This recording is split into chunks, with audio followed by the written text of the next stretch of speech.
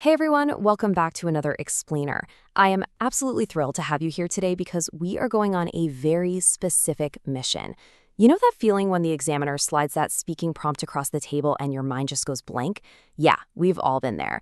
Well, today we're going to perfectly crack one of the most common B2 speaking prompts out there, describing your best birthday gift.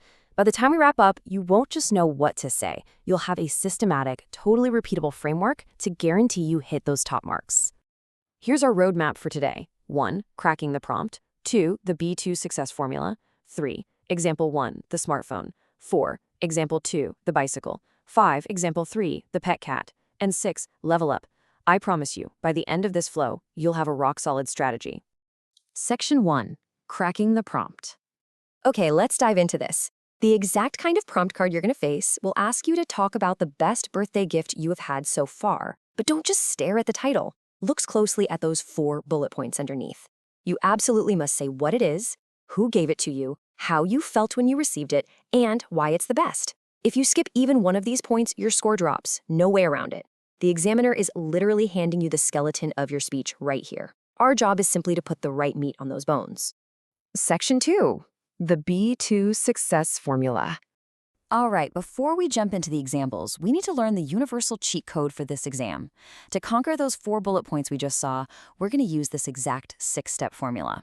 Step 1, a quick introduction stating what the gift is. Step 2, elaborate on what it is, give it some detail. Step 3, who gave it to you? Step 4, your feelings upon receiving it. Step 5, the core reasons why it's the absolute best. And step 6, a nice tight conclusion wrapping it up. See how perfectly this maps directly to the prompt? It's like a mental filing cabinet, keeping your narrative totally organized so your brain doesn't freeze up under pressure. Now, the crucial thing here is it's not just what you say, it's how you say it. To lock in that high B2 score, you need to hit some very specific performance metrics. You've got to speak continuously for 45 to 60 seconds. And in that minute, you need to weave in at least 3 cohesive devices. Think of words like firstly or furthermore to glue your ideas together. You also need 2 to 3 advanced vocabulary items, at least 1 phrasal verb, and finally, 1 idiomatic expression. It sounds like a lot, right? But don't worry, we are going to track these exact elements across all of our examples today. Section 3, Example 1, the smartphone. Now, what's really interesting here is how we can systematically plug tech-focused vocabulary into our 6-step formula. Let's look at getting a smartphone for a 16th birthday. You start your intro. The best gift I ever received was a smartphone. Then, you hit them with those cohesive devices and vocab. Firstly, my parents gave me this valuable, latest smartphone with a good camera and large storage. Next, smoothly drop in a phrasal verb. I immediately helped set up the phone so I could keep in touch with friends. And wrap up your reasons and conclusion. Moreover, it's incredibly convenient for my studies. As a result, I carry it around every day, making it my most memorable possession. See how smooth that is? And to really top off that smartphone example, we deploy our idiom. When you hit step 4, your feelings, you simply say something like, when my parents handed me the box, I was so surprised. Honestly, it meant the world to me. Boom. That specific expression perfectly satisfies the B2 requirement, and it beautifully captures that shock and gratitude of getting an expensive gift you've been begging for. Section 4, Example 2, the bicycle. Okay, let's switch gears. Notice how the language completely shifts to an active, outdoorsy tone for this one? To begin with, my uncle gave me a durable mountain bike with strong tires and a comfortable seat for my 13th birthday. Then we roll into the reasons. In addition to being an enjoyable way to stay healthy, it allows me to hop on and ride around the neighborhood. You can tell the examiner. Furthermore, I love being energetic, and this bike lets me hang out with my friends.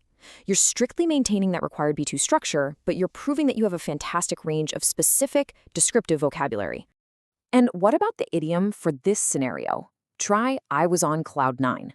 Seriously, think about it. Throwing in this idiom is just a brilliant way to describe the sheer thrill and joy of an active teenager getting a new bike. When I saw the bike in the driveway, I was on cloud 9. I couldn't wait to speed up down the street. It's conversational, it flows naturally, and most importantly, it scores incredibly well.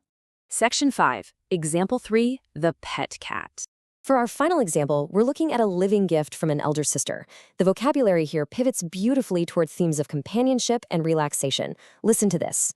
First of all, my elder sister surprised me with an adorable, cute, and playful kitten. What's more, she is incredibly affectionate. Then bring in those targeted phrasal verbs. Apart from that, whenever I have a stressful day, my cat will curl up next to me and instantly cheer me up. Therefore, learning to look after her has been delightful. Just look at how efficiently we packed advanced vocab and phrasal verbs into such a cozy, cohesive narrative. And for the feeling step here, we go with a dream come true. Like, I had always wanted a pet, so receiving this kitten was a dream come true. Dropping that idiom creates this highly memorable emotional peak for the examiner. It perfectly summarizes the feeling of finally getting a companion you've been wanting forever. Section 6. Level up. All right, to truly master this, we have to practice beyond just that initial 60-second prompt. Remember, in part 3 of the speaking exam, the examiner is going to hit you with follow-up discussion questions. So I challenge you to practice answering these 3 questions out loud right now. How has this gift changed your daily routine? Do you think receiving gifts is more important than giving them? And what makes a gift truly memorable for someone? Seriously, try answering these aloud and force yourself to weave in those cohesive devices and phrasal verbs while you do it. And that brings us to the ultimate takeaway. This framework we talked about today, it's just a tool. Your personal story is the actual magic that makes it work. So I'm going to leave you with this. What was your best birthday gift, and how will you use the B2 formula to describe it? Take this 6-step formula and the B2 checklist into your own exam prep. Plan out your cohesive devices, pick your phrasal verbs, and choose your idiom way before you ever step foot in that exam room. Thanks so much for joining me for this explainer, and I'll catch you in the next one.